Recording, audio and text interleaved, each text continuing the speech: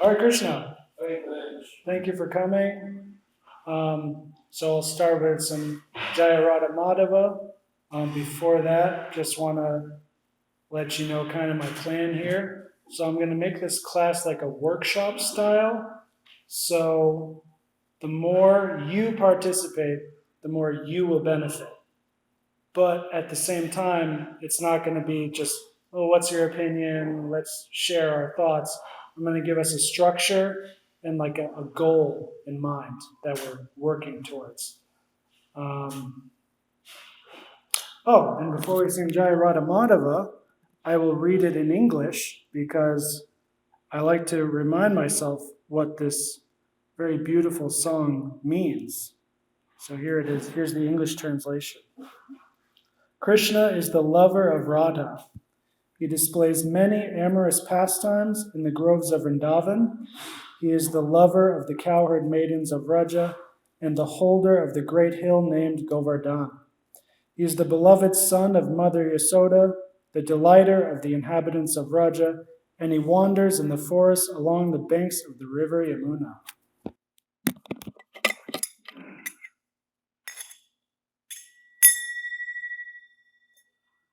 Jaya Radha Madhava Kunja Bihari Jaya Radha Madhava Kunja Bihari Jaya Radha Madhava Kunja Bihari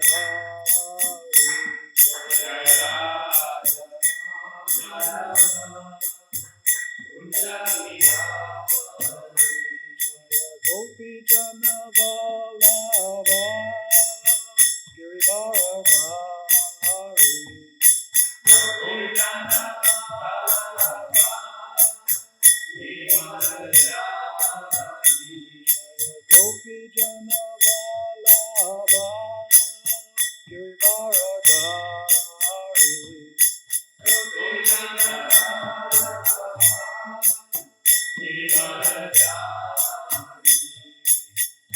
Yashodanandana Vrajajana Ranjana Yashodanandana Vrajajana Ranjana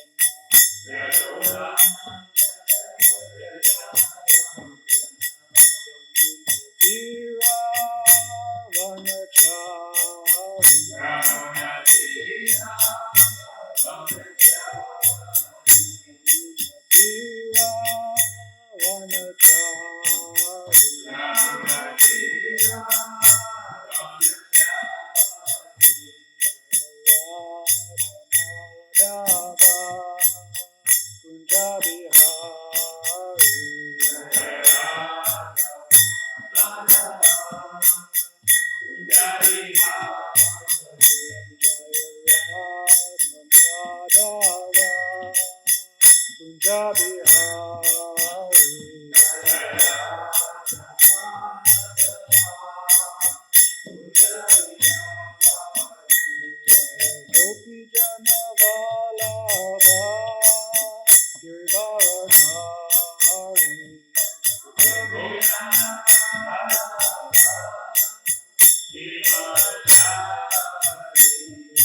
Gopi Jana Vallabha Girivara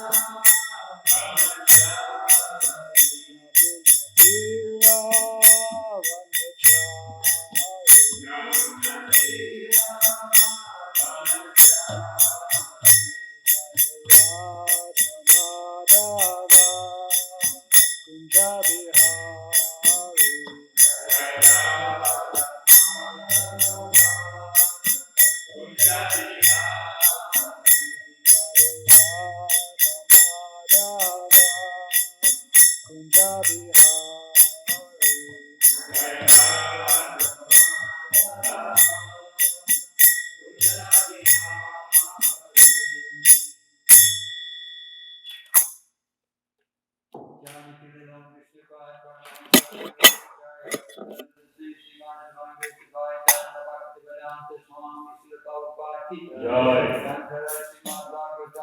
Jai. Jai.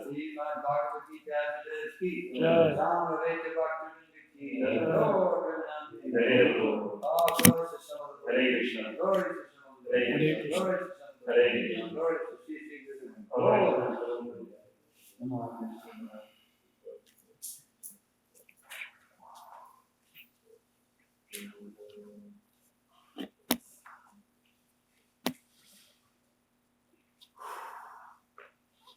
So I've got a few verses prepared that we can focus on. But first, Om Namo Bhagavate Vasudevaya. Om Namo Bhagavate Vasudevaya. Om Namo Bhagavate Vasudevaya. Om Namo Bhagavate Vasudevaya. Om Namo Bhagavate Vasudevaya. Om Namo Bhagavate Vasudevaya. First verse we're going to look at is chapter 2, verse 14. I'm sticking with mostly these are all chapter 2 verses I have here today, which is fundamental. As you know, the Bhagavad Gita is a fundamental text to begin with, and then these verses are fundamental within the Bhagavad Gita. So you could think of it as a beginner lesson, but I think you'll see once we get into how much detail we can get into these, well, maybe not so much for beginners as we think.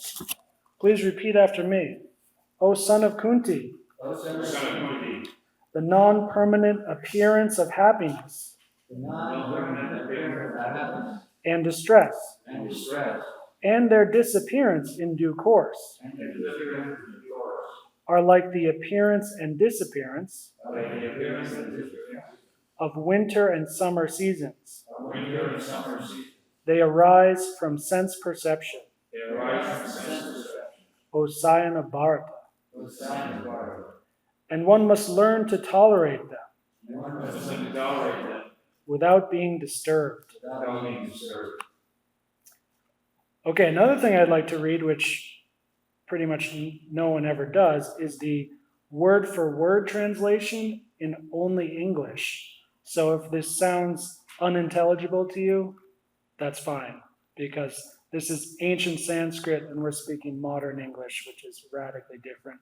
But it gives us a new perspective on the verse. So you can listen, I'll just read this. Sensuous perception only, O son of Kunti, winter, summer, happiness, giving pain, appearing, disappearing, non-permanent, all of them, just try to tolerate, O descendant of the Bharata dynasty. So you'll notice there's a very different rhythm with the literal translation, and it all kind of crescendos around all of them, just try to tolerate. That's clearly the instruction Lord Krishna is giving here. And I also want to share, in honor of my Diksha Guru, Vidyananda Maharaj, who wrote I think it's called the Comprehensive Guide to the Bhagavad Gita. So he did his own literal translation of the Gita, which should sound like in between. It's not Prabhupada's translation, which is very understandable and approachable to modern English people, but it's also not as difficult to understand as the word-for-word direct translation. So I've got it right here. Quote, Konteya, material contacts like heat and cold give pleasure and pain. Impermanent, they come and go. Tolerate them, Bharata. So these are 3 different ways we can look at this verse. But before we continue, the most important, we need to ask 2 questions. 1, do we understand this verse? 2, do we accept it as absolute truth? And then finally, we can actually engage in philosophy about it and begin this workshop style. Yes, Prabhu. Who gave the second translation? Oh, that's Prabhupada, I believe. If you mean the word for word, I gave the English translation, which we call colloquial translation, by Prabhupada, And then the word for word translation, which is in between the Sanskrit and the colloquial, but I just took out the Sanskrit. So I read just the English words one after the other, and then Vidyananda Maharaj's literal translation. So, first, are there any questions just about the understanding of this verse? Do you understand it? Does it make sense? I'm pretty sure this is yes for everyone, but I have to make sure because this is the right way to proceed. Are there any questions? Is anyone confused about anything? Going once, going twice.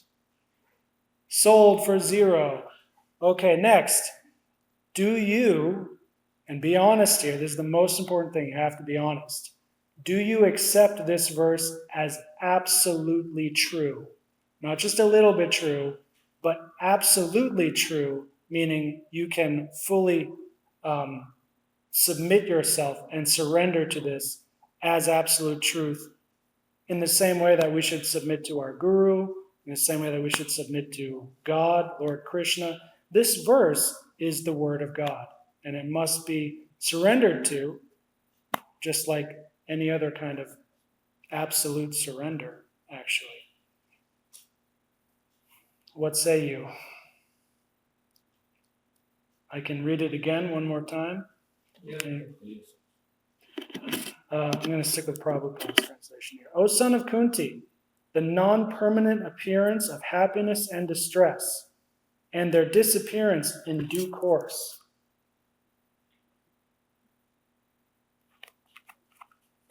So I guess the first question I would ask myself is, first, is it true? I mean, you can go line by line here, right? So, is it true that happiness and distress are non-permanent? That could be debated. And that they will disappear eventually. We can understand that, but accepting it is maybe a bit more difficult. Yes? I would have to say, for me to accept it, I would have to say, like material happiness. Louder, please. Material happiness. Thank you. Yeah, that's exactly what I was thinking. So, happiness. Oh, and this is why. And spiritual distress is actually happiness too. So Yes. in the spiritual world, when you experience like separation from Krishna, it's actually greater happiness than meeting Krishna. Then Separation is spelled yoga, grinding, and I forget the Sanskrit word for being apart from Krishna. Yes, so that's what I was thinking when I was reading that, because happiness in English you can translate a bunch of different ways. Like Aristotle, one of my masters, he talks about complete happiness. The Greek word is eudaimonia, which is totally different from just happiness, which normally means kind of like pleasure. And actually, when you look back to the word for word on this verse, Krishna is mostly talking about pleasure. He's not actually, he's talking about material pleasure. Pleasure and pain that comes from especially heat and cold. These are all material things that he's talking about. Ooh, it's a nice summer day, I feel nice. That's more the happiness that's spoken about in this verse. So keep that in mind. So, Prabhuji, what is the gauge of happiness? The gauge of happiness. Just like if I have a fever, you put a thermometer. It's 100 degrees. So how do you gauge that? Well, you're the doctor, so I think you'd know better than me. But for material happiness, I would measure it materially, meaning I would use some sort of modern medical device like heart rate. I mean, it's not true for every kind of pleasure, though. Like for sexual pleasure, you'll have an increased heart rate. For pleasure coming from listening to classical music, maybe the opposite. But so this is a subjective thing. We have to look into ourselves and just ask ourselves, is it feeling good? Is it feeling bad? How am I feeling? And now the hard part, which I hope we can get to in more detail, is how do you determine the difference between I feel good and it's a mundane material pleasure versus I feel good and it's ananda, it's real spiritual bliss? Because they're both good. They both, quote, feel good. Not sattva good, but they both are pleasurable. So spiritual ecstasy is pleasurable, like material ecstasy. But one of them will likely keep us in bondage to the material world, and then the other one will help us escape from that bondage. And that's what I would say is the best way to actually see for yourself what you're feeling. If you can notice yourself detaching more and more from material reality, and you're getting more and more pleasure from a spiritual practice, you're probably touching Ananda, the real thing. But within that, there's many degrees as well. I don't know the Sanskrit terms for all that, but there's Ananda, there's Prema, there's within our tradition specifically, there's like a half a dozen different kinds of bliss, at least. The material world is also given by Krishna. Yep. Yep. And this material world is mostly a test. Pardon? It's mostly a test. Because Krishna wants us to go back home with him. And we want to go back home too. But we forget that, we get attached to material things, and we get stuck here for a little while. And so that's how I see it. The material world is like a playground or like a classroom. Or it's something like that which you're supposed to graduate from. We're not supposed to stay here forever. If you stay here forever, it means you're not doing something right. You've got to graduate and then go to high school, and then you graduate, then you go to college. And when you graduate from all the school, you're done. You don't have to go to school anymore. So Mahamaya, the material world, to me, is a school. I'm very biased. Okay, I'm a teacher, so that's naturally my perspective on this. But anything else? Okay, so right now we're still working on whether or not we can accept this verse as absolute truth with no hesitation.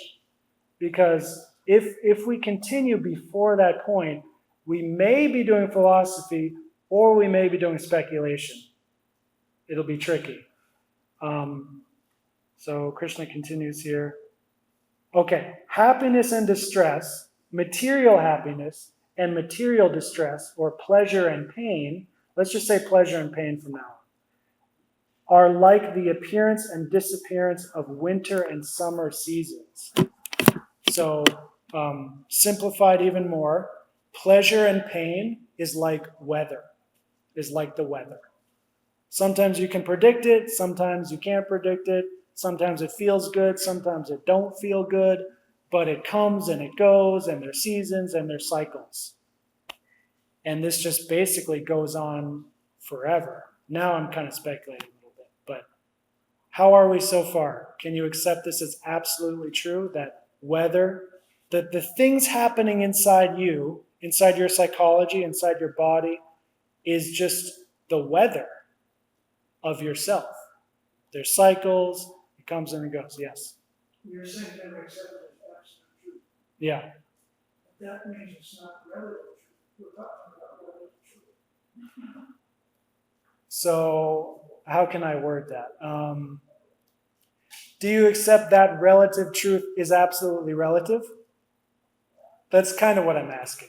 Like, I'm not asking, are you going to stay in this relative world of weather and good and bad forever, but do you accept that materially, this is how things are? That for someone who... Yeah, as a concept mostly. Yeah, it's that hidden metaphor is the weather is what changes from the internal stage. It's kind of sort of like the seasons make tolerant. So good parallel. I'm trying to think of what an objection might be. So, yeah, so Mike said, and I might need your help, to say it again, Mike, but you were saying the internal state is constantly changing, just like the weather outside? Yeah. And it's a good analogy. Yeah.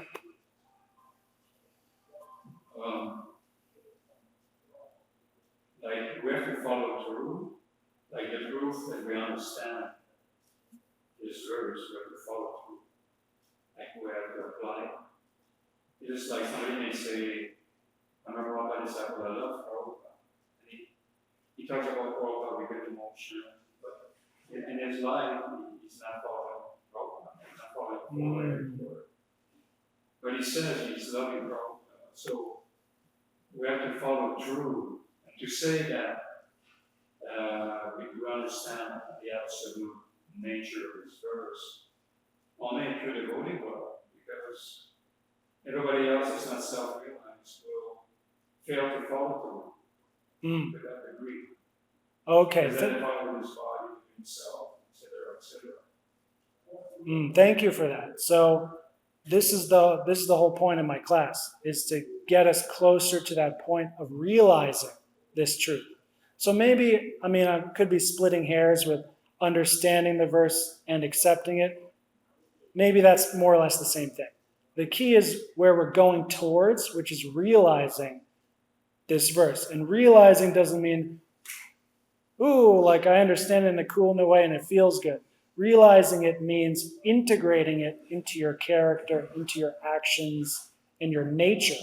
So you just automatically, unconsciously act this way after lots of practice and whatever else. So I think There's a sloka to that. there's a sloka. That's what you just said. Can-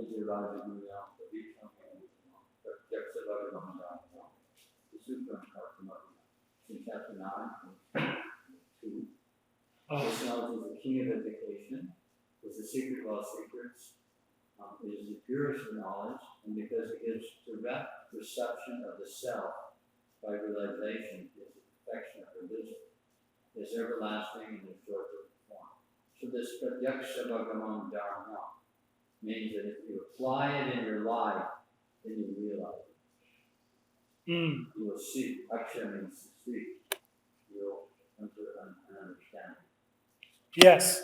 I actually wrote in my notes to verse 1 in chapter 9 also like stuck out like so huge to me.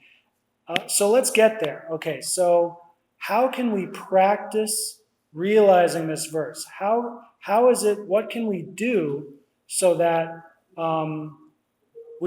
so it's like winter time and we don't feel cold, or it's summertime and we don't feel hot. That's the most immediate analogy here, but remember, that's just an example. This is for any kind of pleasure and pain, listening to music or playing games. Sometimes there's a lot of pleasure and pain going back and forth and you get lost. What is one thing we can start doing today to get our character closer to this point? Justin, you were first. Yeah, I was just going to ask, what does it mean to you to tolerate pleasure? Because usually when you hear the word tolerate, it's like a negative connotation, like just bear with something that is unpleasant. Whereas like if someone gives you a pint of ice cream and says just tolerate this, it's not like, what does that even mean? So what does it mean to tolerate happiness or pleasure? Okay, good question. I know we've talked about that before in another class. For me, well, there's many ways to respond to that, but it'll only make sense if you keep the goal in mind. The goal is equanimity, is responding neutrally and equally with detachment to everything.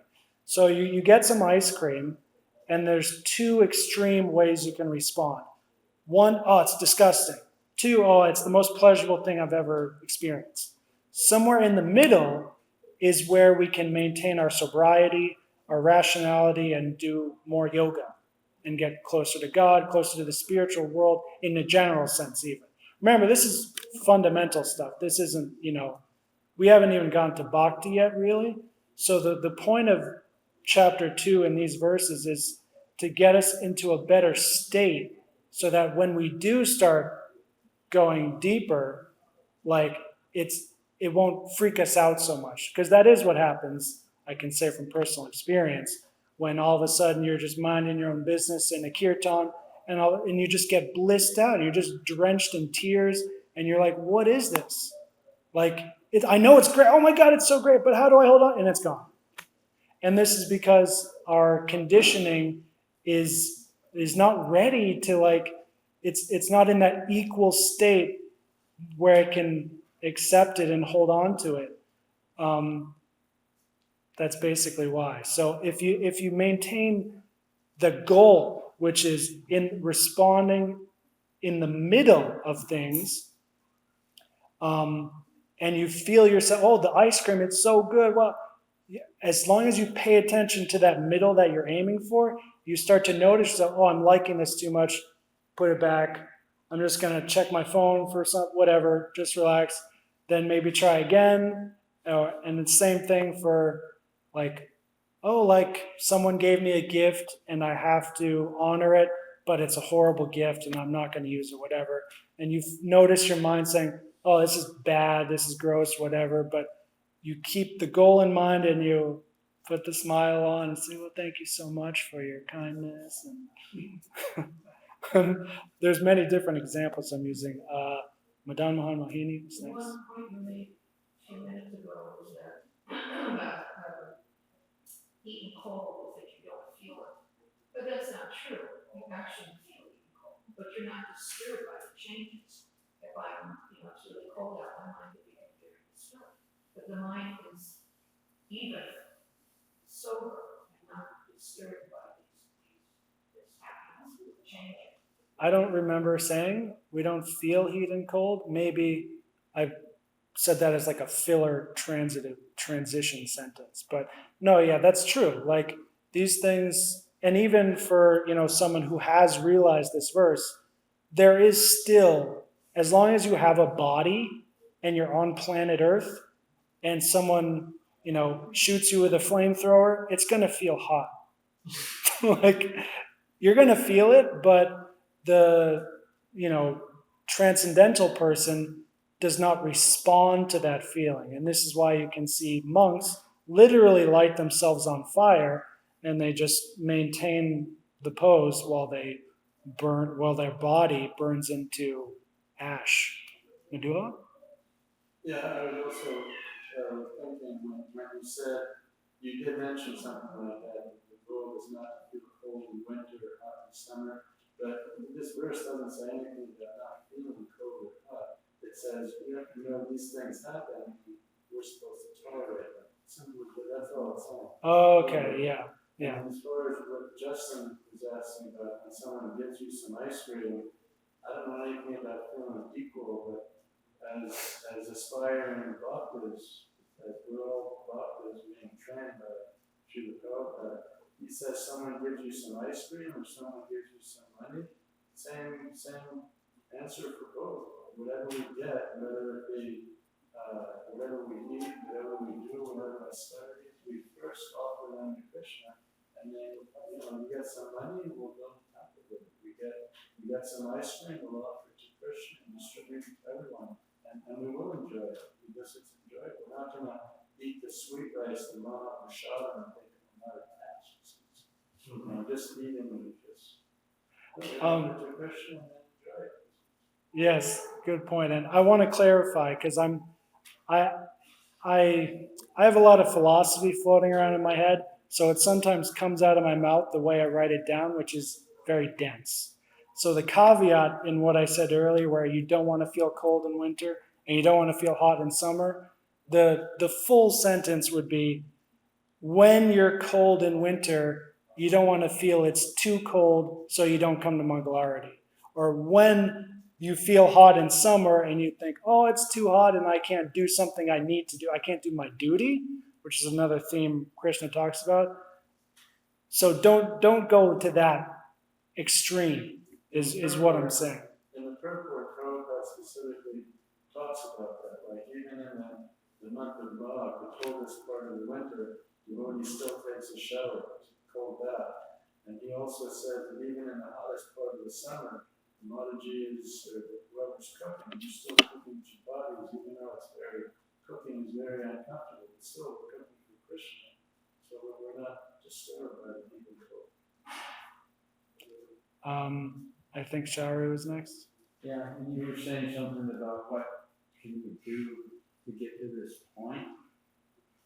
There's a sloka Vasudevi Bhagavati Bhakti Yoga that by rendering service to Krishna, then one automatically comes to this. It's not something we have to really try for independent of service to Krishna. Can't come to the point of self-realization without Krishna giving his mercy to you. And then when Krishna gives his mercy, then you're able to, go through the happiness and distress and continue your service with Krishna and not be distracted by either happiness or distress. Because either one, and just like if you get a big inheritance, you could really go off track and forget Krishna and just drop and go in the material world. Or you can get really diseased and suffer and then blame Krishna and then go off the deep end like that. So we're supposed to maintain the center should be clarified as rendering service to Guru and Krishna, no matter what. Yes, so you could, like as with anything else, the answer to the questions I'm asking or any questions you might have, you can find other verses that offer the exact answer to this. And one of them is the one I was going to talk about in the second chapter. There's another verse that says exactly how, another way that you can basically be liberated from this constant pleasure, pain. I just know the number. 259. That's it. Yeah, exactly. So maybe now is a good time to go there. Tapaveet, did you have something?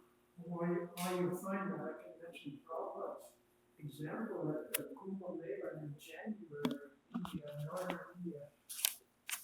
Don't know if it's we're sitting there very comfortably, but imagine being in the cold and taking a bath, a cold bath, early in the morning at Kumbh Mela. No. And he was ill, and still he just set the example. So going back to Shauri's point a second ago, we can do devotional service to Krishna and the devotees to get basically the mercy, is that accurate word, that grants us some relief from this material distress. And we have basically what's the higher taste, which is this verse 59 here, which I'll read in a second. But I also want to provide another kind of rational approach we can use in response to what you're saying. Like if you get a big inheritance and you're not ready for it and you just go party and you spend away all your money and you forget about Krishna for a little bit and then you're worse off than when you started. So we have to use our intelligence to see where we are and be honest about where we are and then respond accordingly. So, like pure service, just doing service all the time purely with nothing else is really difficult. That takes a level of advancement itself just to start trying to do that, I would say. Doing some service here and there, sure, and slowly working our way up is good. But so like in that example of the inheritance, if you see an inheritance coming your way and you think, maybe I'm not ready to deal with that, you got to start planning accordingly. And likewise, if you see something, a small boon that maybe you're ready, wow, I think this is some mercy. I think I'm ready to give this in service to the devotees and to Krishna, and it'll keep me focused more on the path, then that's great.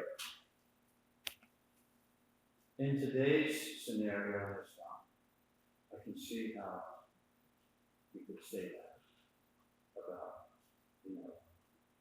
what you can handle. But in the 1970s, everyone, that was it. Service all the time.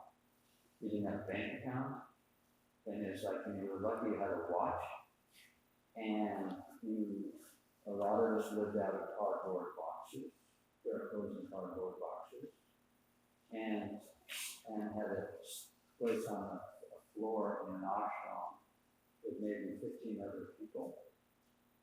So what is the difference between 1960s and 70s and today?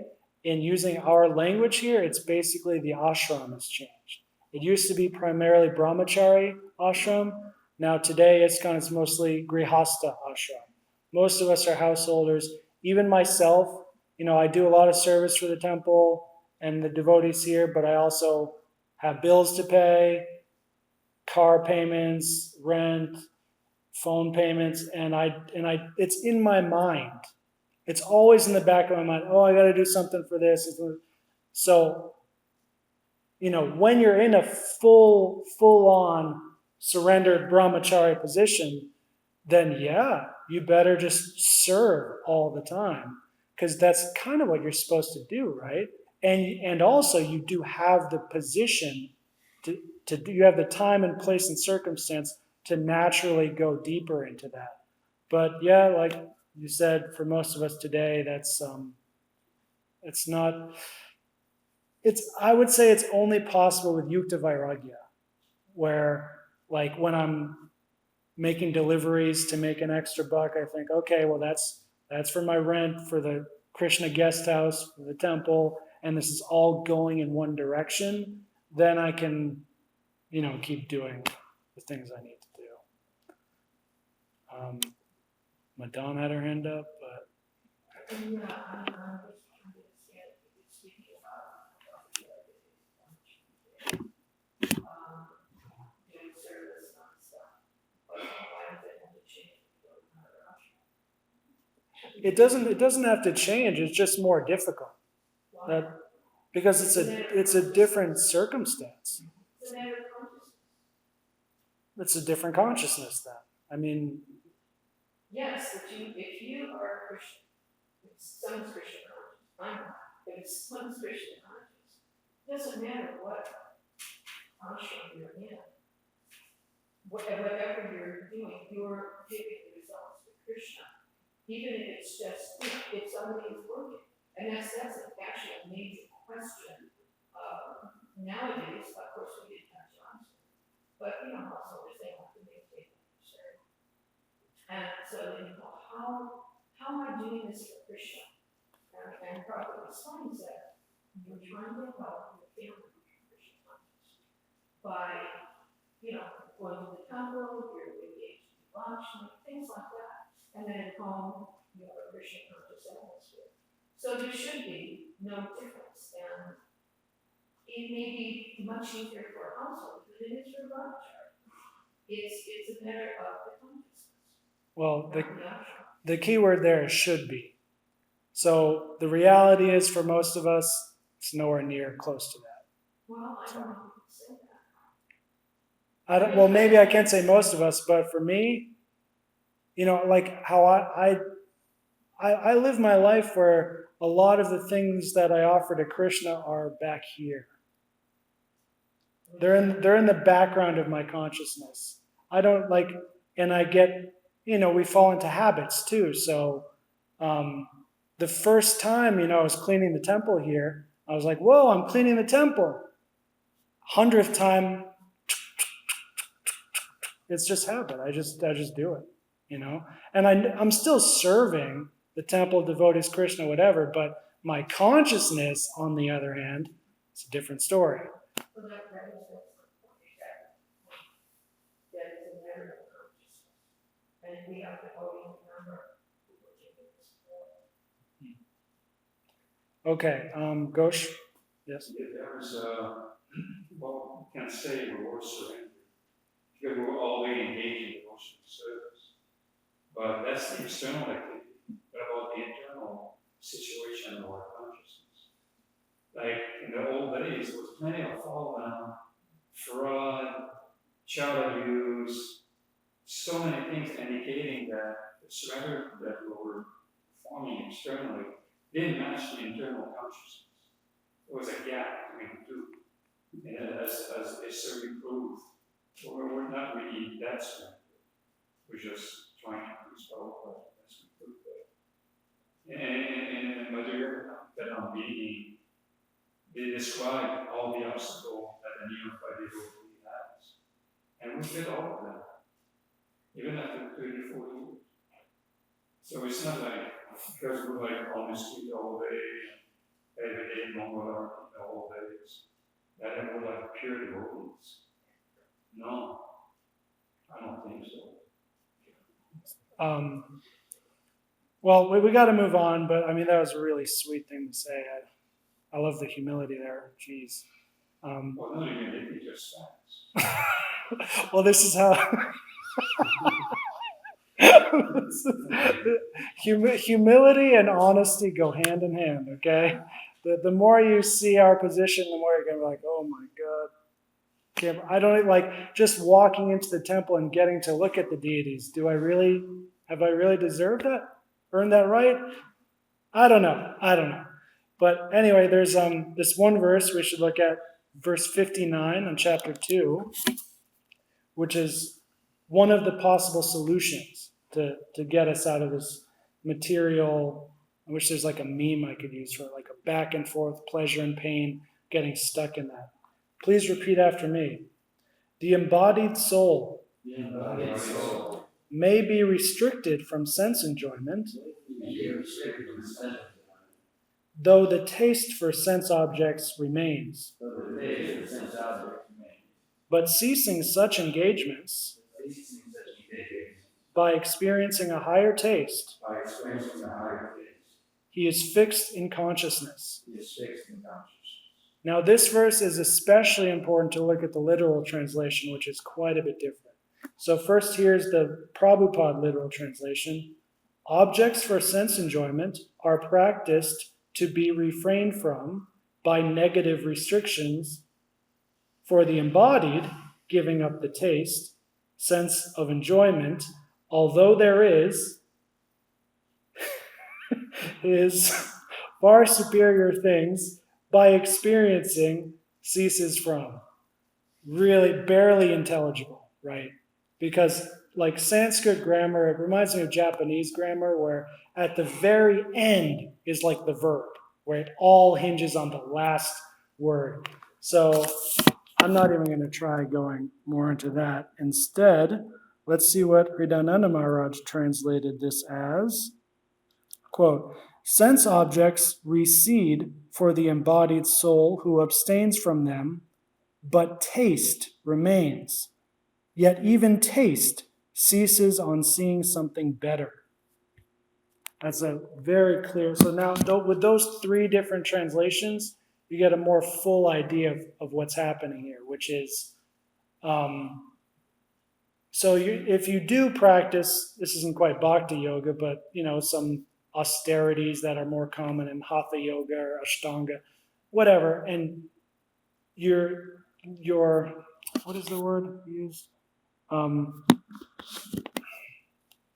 Those sense objects have less a pull on you than they did before, but there's still a taste for them. Subtly or not, it's still there. But when you experience the higher taste, then your taste changes as well. So not only, the problem there is you can experience the higher taste and still be doing all the same material things that you did before out of habit. It's just that you'll be losing taste for them, which is still good because eventually that the taste is what's determining the behavior. Like the external behavior, on where it comes from is this internal consciousness, and part of that is the taste we have for things, the desires and things we're avoiding. That's going to determine what's happening on the outside. Okay, so I mean, we could go through the same process I did with the first verse, where we say, okay, do we understand this verse, and then how can we start practicing to apply it? So first, are there any questions just on this verse, on what it means and like understanding? I think that there's how, do you have a time for ending? Because if Well, you my want- time if is you the want temple to- time. If you want to do it like it's in a couple sessions, I think that's a little more realistic. Because you're not going to finish. I know. Well, if you'll allow me to do more sessions, I would love to. I'm okay with that. Okay. You know, Vidyananda, it would have to maybe be in a few weeks. Yeah. That's fine. You know, because you are doing Bhagavad Gita, and you are, spiritual subject matter. So, that's just, I'm getting at it. We're not going to sit here till 7 o'clock. I know. Well, this is I'm glad you picked up on that, because that is what I like to do. This is my nature. Since I was a little kid, I could just open up a philosophy book and just do it for hours. Just like, oh, what's that verse mean? Oh, how do I do that? And then I really just craved so much growing up someone else I could do this with. Never really had it that much. But it's like anything else. Once you get a taste for it, you can do it more and more. And now, but yeah, we don't have much time. So. One point I would like to make as far as I mentioned the Soka Vasudeva, if I run in service with Vasudeva, one automatically develops conscious knowledge and compassion. That goes hand in hand with 259, because why do you rendering service to Vasudeva that you get the higher taste? That's what the higher taste comes from. Rendering service to Krishna, and then you see that if you engage in the lower taste, it hinders you from experiencing the higher taste. Like if you're chanting 16 rounds and you're throwing the Mongol arti and you're rendering service in different varieties of way, there's a certain taste to that.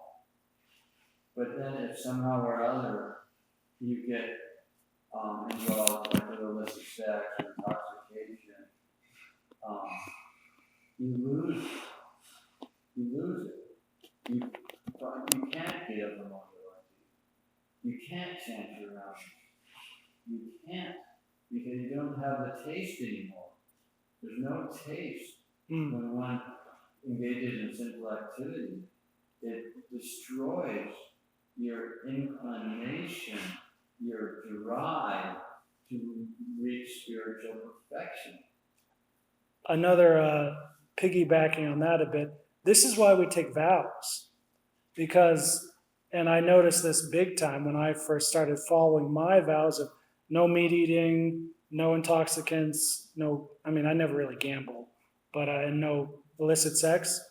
And I still laugh every time I drive around in a city here. You see cafe, liquor store, like 8 out of 10 establishments are just not available for me, really. They're just directly against the vows.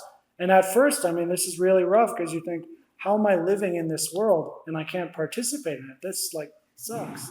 But once you get used to it, it pushes you towards that higher taste very quickly. And so instead of, if I get that thought, oh, I'm going to go have a drink, and I go, no, I can't, and then it just vanishes. And then, well, what am I going to do if I can't just drink beer and do bad things all the time? I guess I got to start doing good things. And so then I start doing good things. And then you get a taste for doing the good things, and you do it more and more. One quick note, devotee, this word devotee, I looked it up the other day, and the etymology is, it comes from the word vow. That's the original root of devotee is a vower. It's someone who takes a vow. That's what devotee means.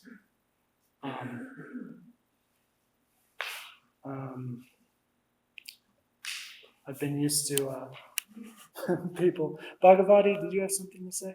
Okay, cool.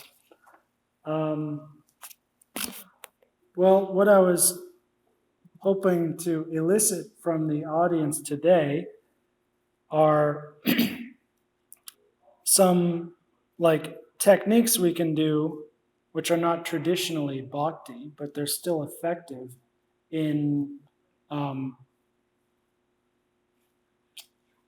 not maintaining our state, but kind of cleaning our consciousness.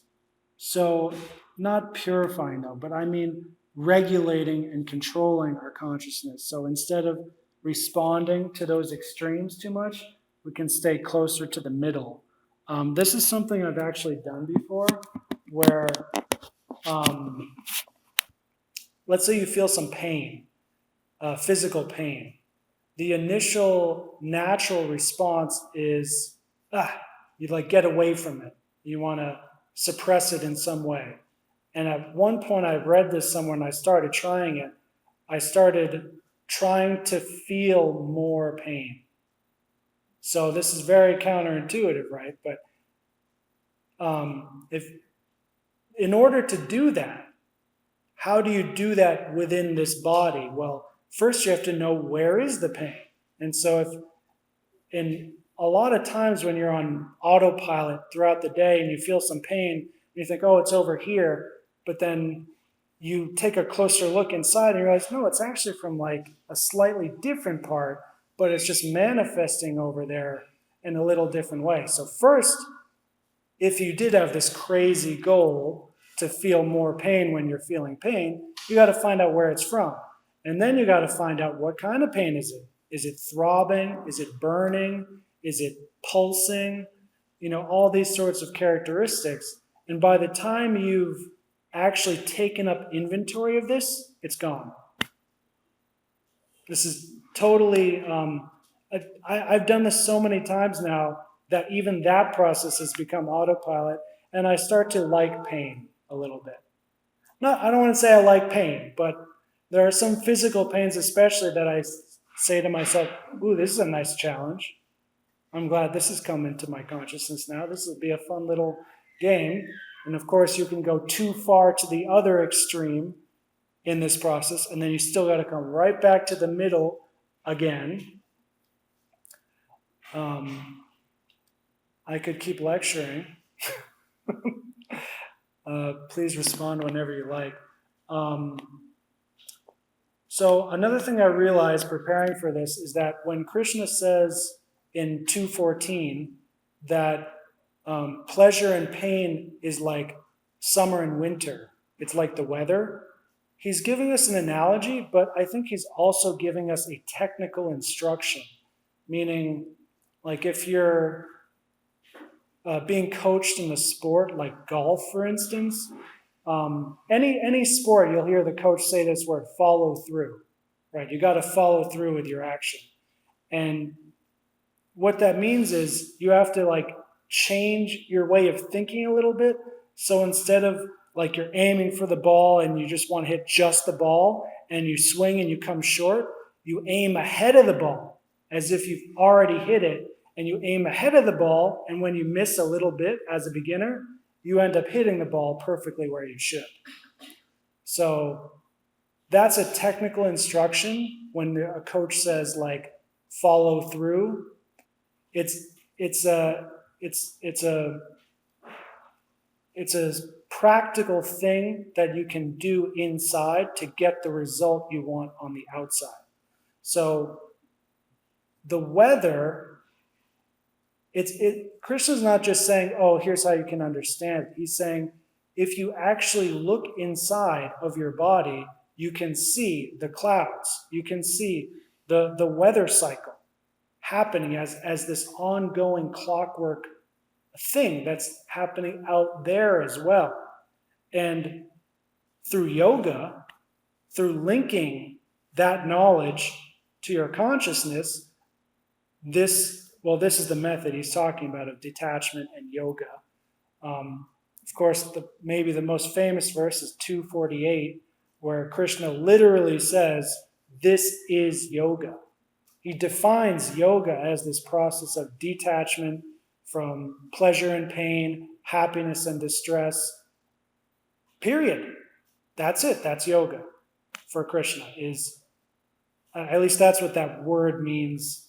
And then from that foundation, you go to chapter 3, 4, 5, 6, 7, 8, 9, 10, and so on. And so I know we don't talk about this that much, because this sort of yoga it's not bhakti. It's more in line with other Hindu sects like Ashtanga yoga, Hatha yoga, etc. So I would just remind you that there's no rule against that, us practicing that. But also there's a time and place. So for me, now that I'm in this place where I have, it's a rural countryside area with a temple of small community, tight-knit space, I can go deeper into bhakti yoga here. That's one of the main reasons I moved here, is I can serve devotees more, which I've been doing, and I haven't had a chance to do really in many years. And so for me, now is the time, ironically, to stop practicing this sort of chapter 2, chapter 3 kind of yoga that Krishna talks about. But as with anything else, you get your body gets used to, habitualized by certain patterns, and you get stuck. You get stuck in a cycle. And so when you're stuck in a cycle, and you hopefully can notice that, the time after that is when you say, okay, I got to do something else.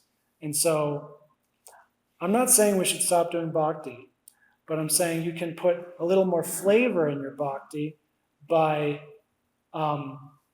doing these sorts of exercises to your physical and subtle body, so that the next time you do what I call a pure bhakti exercise like arati, japa, honoring prasadam, these are pure bhakti. But just the same, you could say anything is bhakti. For a bhakta, anything the bhakta does for the Lord and his devotees is bhakti.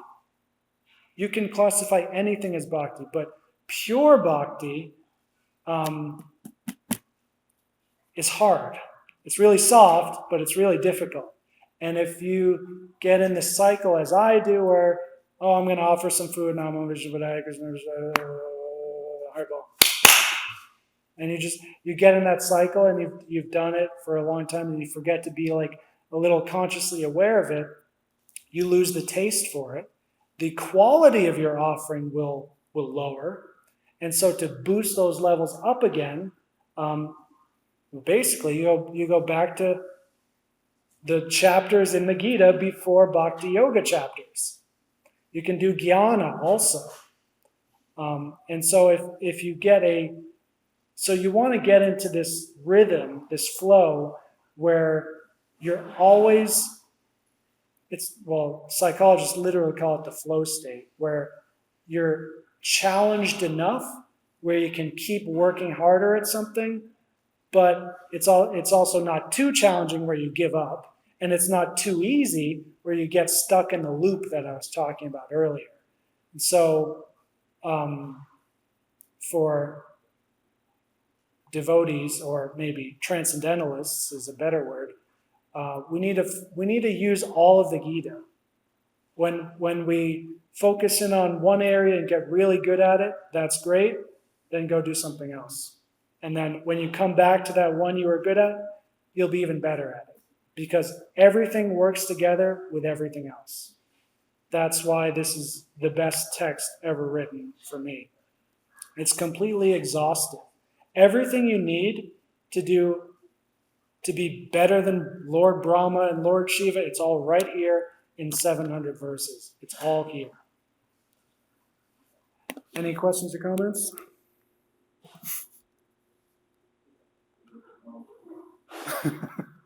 Hope that wasn't too much.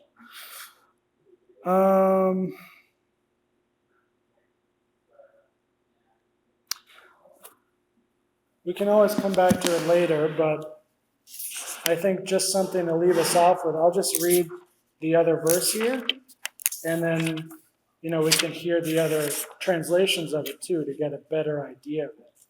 So, 2:48. Which to me is one of the most important verses in the whole Gita. I don't know if many agree with that, but please repeat with me if you will. Be steadfast in yoga. O Arjuna, perform your duty and abandon all attachment to success or failure. Such evenness of mind is called yoga. Okay, literal translation, here we go. Steadfast in yoga, perform your duty.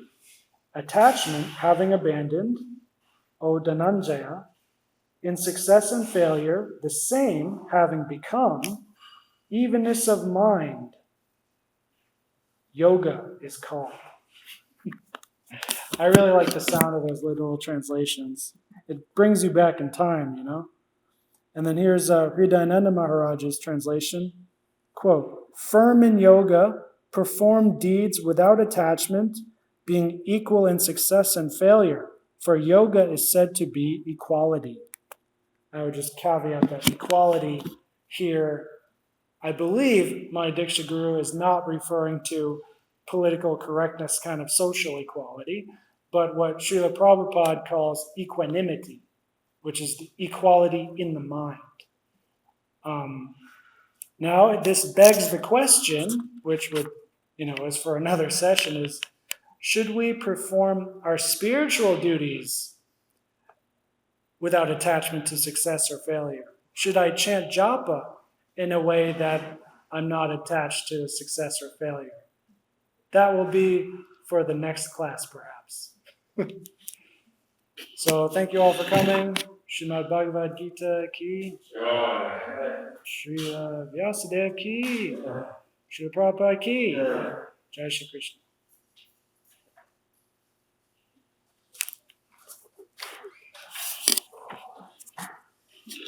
Nice class. Nice to see you getting class. Well, thank you.